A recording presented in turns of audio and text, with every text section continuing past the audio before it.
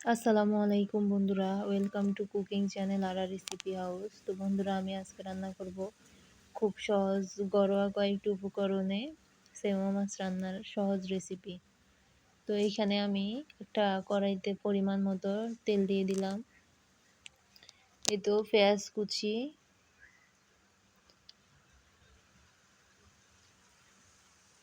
রসুন বাটা, হলুদের গুঁড়া পরিমাণ মতো, মরিচের গুঁড়া, একটু নেড়ে চেড়ে ভেজে নেব। এই তো ভেজে নেওয়া হয়ে গিয়েছে।